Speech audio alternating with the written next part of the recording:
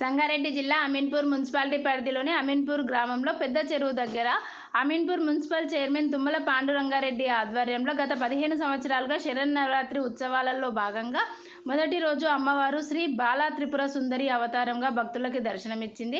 మహిళలు అమ్మవారికి కుంకుమార్చన నిర్వహించారు. పూజ అనంతరం అన్నదాన కార్యక్రమం నిర్వహించిన శ్రీ దుర్గా భవానీ ఉత్సవ కమిటీ సభ్యులు. ఈ సందర్భంగా అర్చకుడు ప్రశాంత్ శర్మ మాట్లాడుతూ అమీన్పూర్ గ్రామంలో పెద్ద చెరువు దగ్గర అమీన్పూర్ మున్సిపల్ చైర్మన్ తుమ్మల పాండురంగారెడ్డి ఆధ్వర్యంలో గత 15 సంవత్సరాల నుండి అమ్మవారి నవరాత్రి ఉత్సవాలు ఎంతో అంగరంగ వైభవంగా నిర్వహిస్తారు. మహిళలు పెద్ద సంఖ్యలో పాల్గొని కుంకుమార్చన నిర్వహించుకుంటారు. పూజ అనంతరం కూడా ఈ 9 రోజులు నిత్య అన్నదానం కమిటీ మెంబర్స్ నిర్వహిస్తారు. భక్తులు పెద్ద సంఖ్యలో విచ్చేసి ఆ అమ్మవారి ఆశీస్సులు తీసుకోవాలని కోరుకుంటున్నామని ఈ సందర్భంగా అర్చకుడు తెలిపాడు.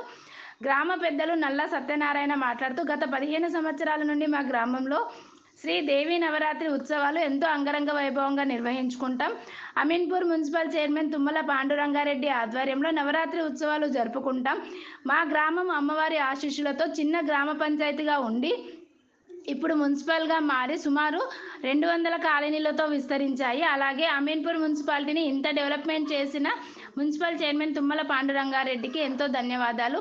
పోయిన సంవత్సరం చెరువు కట్ట కింద దుర్గామాత ఆలయం కూడా కట్టియడం జరిగింది. వారికి వారి కుటుంబానికి అమ్మవారి ఆశీస్సులు ఉండాలని మనస్ఫూర్తిగా కోరుకుంటున్నామని ఈ సందర్భంగా వారు తెలిపారు. ఈ కార్యక్రమంలో శ్రీ దుర్గా భవానీ ఉత్సవ కమిటీ సభ్యులు, మహిళలు, భక్తులు పెద్ద సంఖ్యలో పాల్గొన్నారు. మొత్తం 3 సంధికాలాలు ఉంటాయి. సంధికాలం అంటే ఒక ఋతువు వచ్చి ఒక ఋతువు పోయే కాలం సంధికాలం అంటారు. మరి ఆ సంధికాలంలో అనేటువంటి అవకాశాలు ఎక్కువగా ఉన్నాయన్నమాట.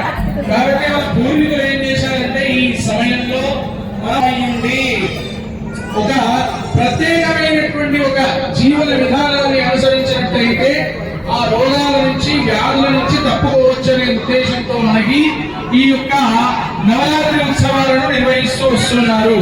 మరి ఆషాఢ